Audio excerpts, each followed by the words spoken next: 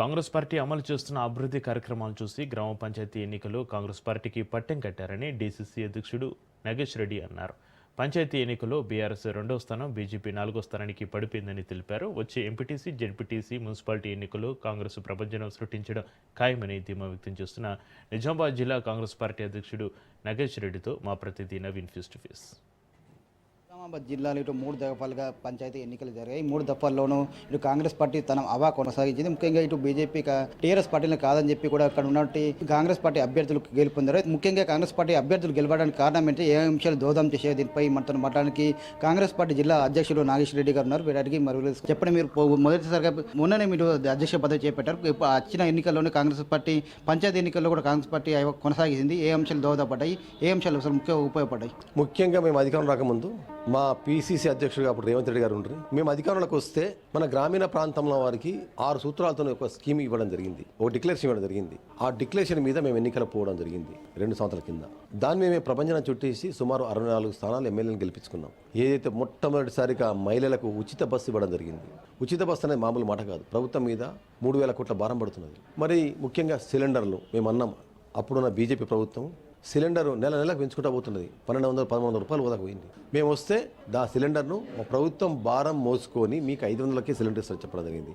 ముఖ్యంగా గ్రామీణ ప్రాంతంలో రేషన్ కార్డ్స్ లేవు. ప్రతి అర్హులందరికీ కూడా గత 10 సంవత్సరాలు ఒక రేషన్ కార్డు ఇవ్వలేదు. అందరికి రేషన్ కార్డు ఇవ్వడం జరిగింది. ఆ రేషన్ కార్డు వల్ల నీకు గ్రామీణ ప్రాంతంలో 200 యూనిట్ల వరకు కరెంట్ ఇస్తామని చెప్పడం జరిగింది. ఆ రేషన్ కార్డులు ఇచ్చి మరి ప్రతి ఒక్క పేదమైన గ్రామీణ ప్రాంతం అందరూ కూడా 200 యూనిట్ల వరకు కరెంట్ ఇస్తున్నాం. అంటే కరెంట్ అంటే మామూలు మాట కాదు.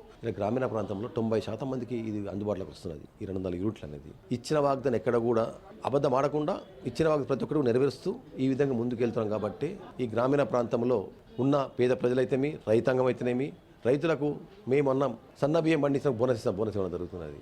అదేవిధంగా నీకు రైతు భరోసా కింద 12,000 రూపాయలు ఇస్తున్నాం. అంటే ఇవన్నీ స్కీములు ఇస్తున్నాం. కాబట్టి మొన్నటి గ్రామీణ ప్రాంతంలో మేము బలపరిచిన అభ్యర్థులు ప్రపంచంలో సుమారు 545 గ్రామ పంచాయతీల్లో సుమారు 31 మండలాల్లో కలిసి 376 సర్పంచ్ స్థానాలు గెలుచుకున్నాం. ఓన్లీ బీజేపీ టీఆర్ఎస్లు వాళ్ళ డిపాజిట్ రాకుండా పోయింది. 43-46 స్థానాలు బీజేపీ గెలుచుకున్నది. టీఆర్ఎస్ 64 స్థానాల వరకు. మా ఇండిపెండెంట్ సుమారు 60-70 మంది ఇండిపెండెంట్ గెలిచిండ్రు. ఈ విధంగా చూస్తుంటే ఆ ఇండిపెండెంట్ కూడా మా అభ్యర్థులే, వేరే పార్టీ వారు గారు.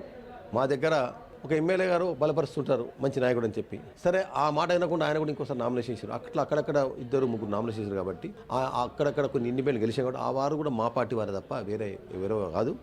వారిని కూడా మరి అక్కడ ఉన్న స్థానికంగా అందరు నాయకుల సమక్షంలో అందరితో సంప్రదించి అందరినీ కూడా వాళ్ళని కూడా మా పార్టీలో ఆహ్వానించి చేర్చుకోవడం జరుగుతున్నది.